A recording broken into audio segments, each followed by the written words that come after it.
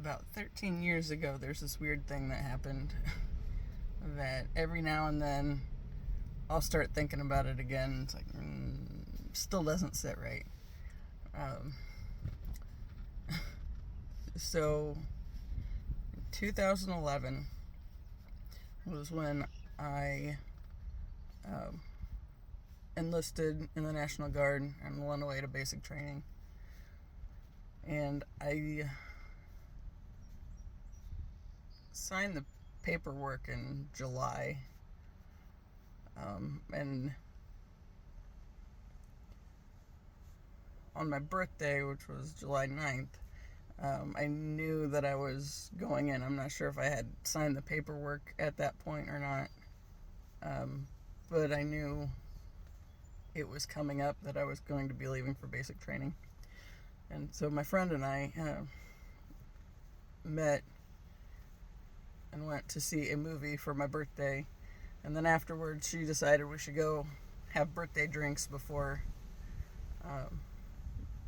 we went our separate ways. And so we go to this bar, and we were sitting there minding our own business.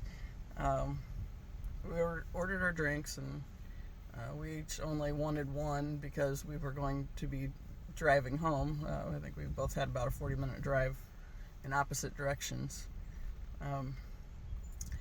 And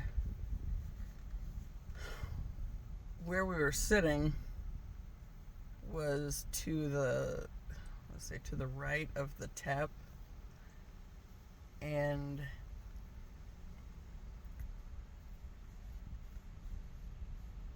we were sitting there almost done with our drinks, and the bartender brings me over another one and says, "It's from that gentleman over there." And of course, he's on the other side of the tap, like going the other direction, so I couldn't see him. It's like I wasn't wanting another drink, and was kind of annoyed, honestly, that he'd gotten me one at all.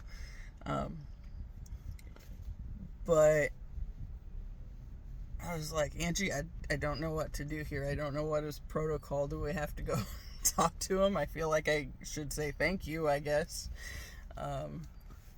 Or something. Are we supposed to acknowledge this? What happened?"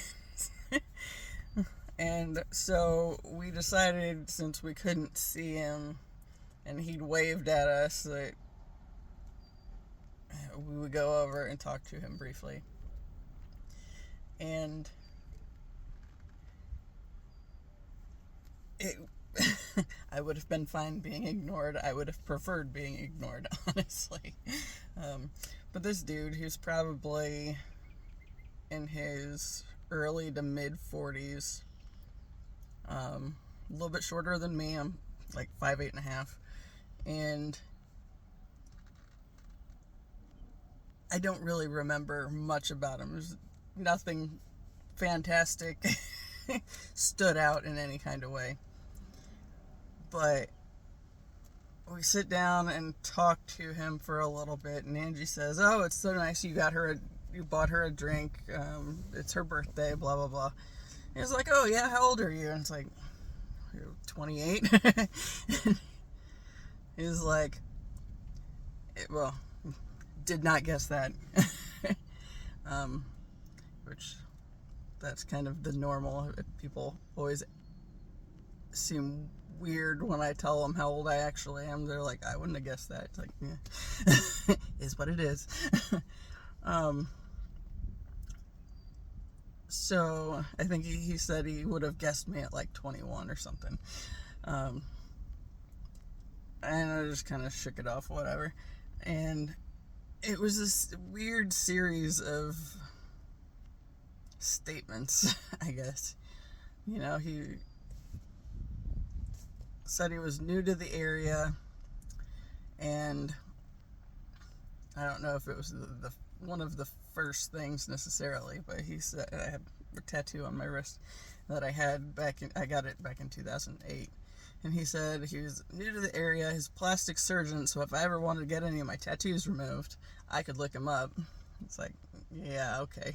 It's like I paid to have it put there. I think I'm going to keep it. And then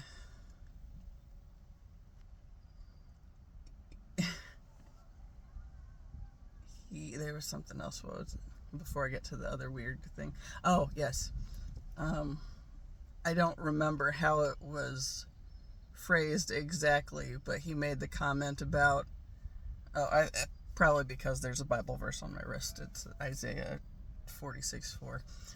He said that he's a Catholic, so he can do whatever he wants through the week and pray for forgiveness on Sunday, and he's good to go. And then the other thing was he seemed to fixate on this news story that was playing on some of the TVs in there, which was this, I think it was a 20-year-old student from Bloomington, Indiana, that had gone missing. And it's like he was trying to get information about our thoughts on it, or I don't even know what. But at one point, he got up and went to the bathroom, and Angie and I sat there, and I said, "What, is it just me, or does this seem like a really sketchy set of conversation topics for somebody you just met?" And she thought it was weird too, and we're both kind of like, eh. So we felt we should make sure he came out of the bathroom, and we would say bye just to make sure he didn't like follow us out without our knowing it or anything, or without anybody else seeing it. So he came back and said thanks again or whatever, and went our separate ways. Now, it always just felt weird, and probably part because my bachelor's degree is in psychology, so I've spent a lot of time thinking about psychological concepts and that kind of stuff. My favorite class I think that I took was a forensic psychology class, and there was a brief span of time where I thought about going into that field. Figured it probably was not the best for the best career path for somebody who has an overwhelming tendency to cry at the drop of a hat when there's anything weird or like heavy is going on. So not my choice. So I went a different route. But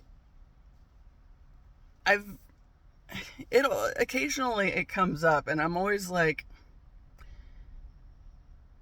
I wonder if maybe I should have like gone and talked to somebody, because okay, one thing I remember very clearly from the forensic psychology class was that, and other psychology classes as well, that okay, like say somebody's a serial killer, that they tend to go around and ask people questions. They'll show up to like police debriefings or whatever for cases that they're responsible for, just to see if anybody's onto them and that kind of thing. So it's like, is that something? It's like there was a whole lot of weird, and it felt weird, but it's like nothing happened. So would it have been the appropriate thing to do to go just like go to the police station, say, hey, this weird thing happened, since it was at that time, that was like a month and a half, I think, after the girl went missing. And I mean, maybe he was a plastic surgeon relocated to the area with nothing sketchy that happened. Or maybe he was very sketchy and there could have been something in that experience that, I don't know, maybe would have been a clue for the police or something. I don't know. But it never sat right with me. And every now and then, it'll come back up. And, at this point, it's been 13 years. And I've had at least 3 head injuries since then. So it's like, I don't know. I'm pretty sure at this point the pub no longer has the camera footage or whatever. I mean, not that there was anything especially noteworthy from the experience, or maybe there was. I don't know. But like when I have mentioned it to people along the way, they're like, yeah, that's weird. It's like, it felt weird. It still feels weird. And when I woke up this morning, I woke up and fed the dogs and then just kind of laid there and was just thinking about stuff. And that was one of the little stories that came up, and I was thinking through at like 4 o'clock this morning. And so I figured I'd share that here. I guess there's been a few times where I've kind of hoped that I would bump into or befriend casually a police officer enough to be like, hey, so this thing happened all this time ago, and should I have done something? I don't know, because now it just feels like too much time's gone by. I couldn't tell you like anything substantial about what the guy looked like, and still I don't know that it was or wasn't. I just know it was a weird set of events or weird set of conversation points for a stranger, with 2 girls that he just met and claimed he thought were significantly younger than they were. Because I think the girl that went missing was like 20.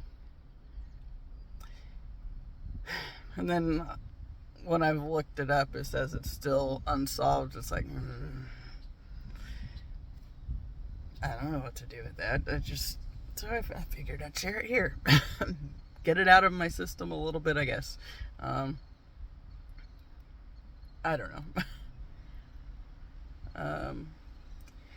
I've been thinking that I'll probably do more of these little story time type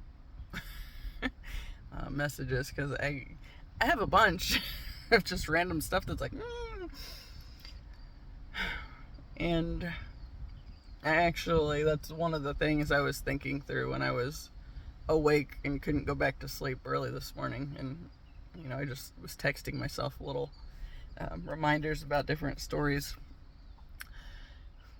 But that's one of those things. It's like, is that a situation where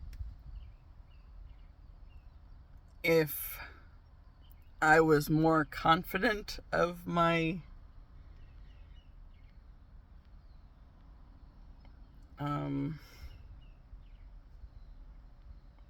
my ability to use my voice, more confident in my and just being able to do it, would that have changed it?